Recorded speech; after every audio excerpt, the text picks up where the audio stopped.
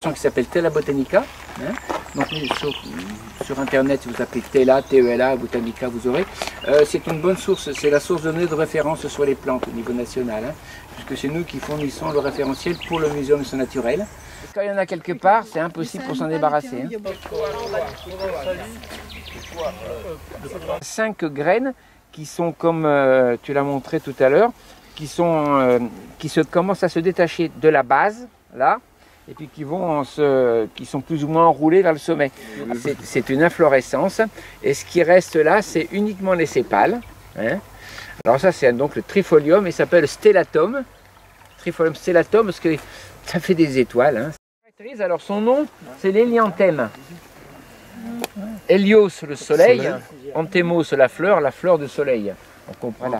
Alors ça s'appelle le Orlaya grandiflora. Orlaya, O-R-L-Y-A, Orlaya, et grandiflora, donc à grande fleur. Hein. Le jaune est bien particulier, regardez ce jaune là. L'urosperme d'Aléchan. D'Aléchan, c'était un grand botaniste. Fluorescence bien particulière.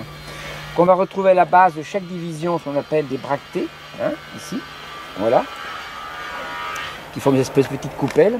Et puis alors ça, c'est la fleur femelle, on ne la voit plus parce qu'elle a donné son fruit, qui est un fruit qu'on appelle un tricoque, qui a trois coques à l'intérieur.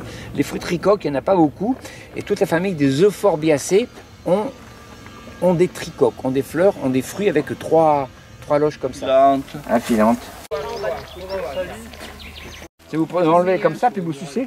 Oui, très sucré. C'est chiant, vraiment. L'Euphorbia caracas, elle est là. Voilà, c'est celle que je disais tout à l'heure.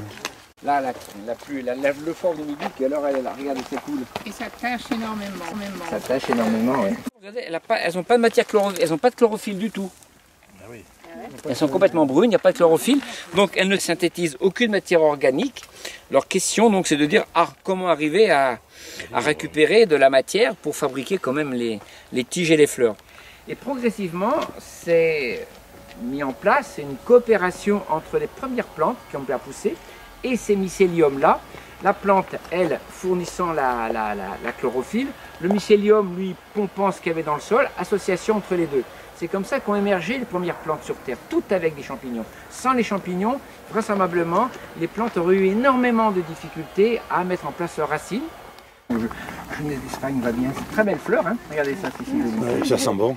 Son nom scientifique, Osiris. Osiris, le nom en français c'est le lycée, L-Y-C-E-T. C'est Dorycnium, hein, Dorycnium pentaphyllum. Ça c'est très mellifère. Il y a énormément de petits, mais plein de petits coléoptères, des hyménoptères qui sont dessus, qui viennent coloniser dessus. Alors, juste pour finir sur cette plante-là, qui la connaît? Silena vulgaris, ça savait, on l'appelle enflé. Bon, vous savez, c'était quand on est gamin, on faisait des coupés comme ça, avec voilà, un peu ça. Voilà. Alors juste, on va raconter quelque chose comme dessus. Vous voyez sa tige comme elle est faite. Une tige droite, un gros nœud avec 2 feuilles, et puis les tiges qui repartent ici. Hein. Alors, sa famille, c'est la famille des Cariophyllacées. Phyllacées, toujours les feuilles ou la tige, et cario, c'est le nœud, hein, qui a donné cœur particulier. Toutes les tiges ont un gros nœud qui est ici et auquel on peut en général casser assez facilement les tiges ici. Et ça, vous retrouvez ça, il y a une plante qui est très caractéristique pour ça, avec ses nœuds et ses feuilles opposées, c'est l'œillet. Voilà. L'œillet est la plante type des Cariophyllacées qui se casse. L'œillet. Ah, l'œillet. Voilà. Donc on casse la tige à l'œillet, on la met, elle va repousser derrière, voilà. Donc c'est toute une famille des Cariophyllacées, on va retrouver toutes les silènes, il y en a pas mal de silènes. Donc c'est une plante aussi, une famille qui est bien homogène, hein, qui a beaucoup de plantes assez décoratives. Donc, voilà Daniel. Ah, nous te remercions. Bah c'est gentil ça. avec un beau coffre en plus. Des grands interminérons, des grands la vallée du Rhône. Terre du Trias. Ah, parce que Daniel est d'une famille de vignerons aussi. Oui.